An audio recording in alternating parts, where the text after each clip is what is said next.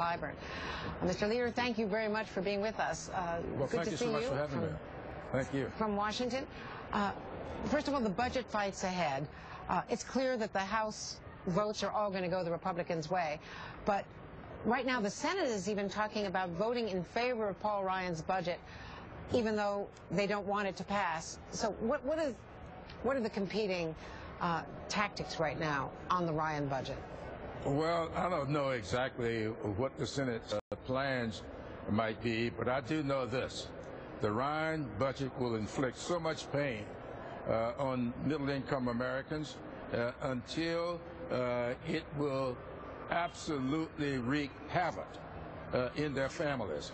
So what I am hopeful is that we can get the votes to pass the Democratic alternative to the Ryan budget. We don't believe that we ought to be raising taxes on middle-income Americans, which is exactly what the Ryan budget will do. If you are going to sort of voucherize Medicare and then say to them, with this voucher you shop around, but then you got to make up the difference with your insurance, then that's raising taxes on people who are on Medicare. At the same time, you're cutting taxes for people in the upper income categories. Then we want to block grant Medicaid. That means that seniors will find themselves being shopped around from state to state to find which nursing home will be able to take them. That is the kind of stuff that we ought not have. We ought to have a national Medicaid program, a national Medicare program, and it should be a guarantee. It should not be a voucher to shop around to insurance companies.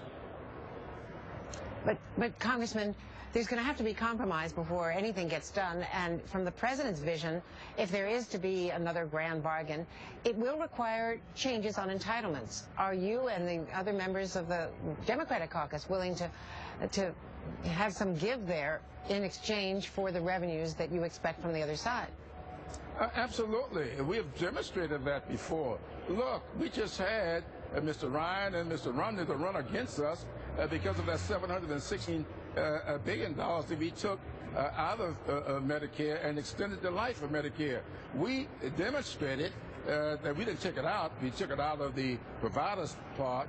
So we demonstrated that we want to do what is necessary to extend the life of Medicare. We want to make sure that Social Security is there, though that's not a part of this budget argument. So we have demonstrated time and time again that we are willing to do that.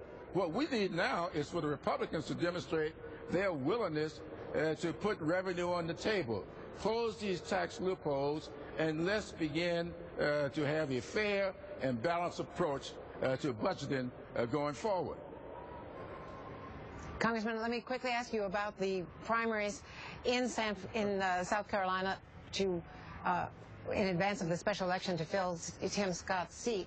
Mark Sanford looks like he will win the runoff when it is held. Does Elizabeth Colbert have a good chance, Colbert Bush have a good chance of winning the Democratic candidate who was a runaway winner last night? Well, I think so. In the Republican primary, you had a lot of talk, but no contrasting in approaches to governance.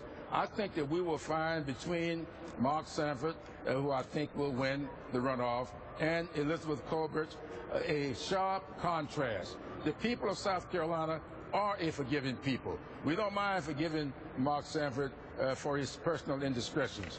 That's great.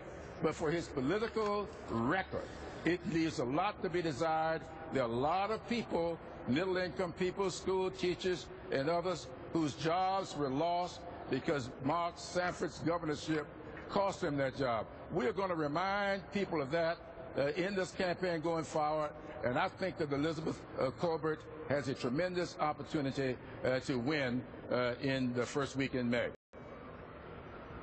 Thank you so much. Thanks a lot. Good to see you, Congressman Jim Clyburn.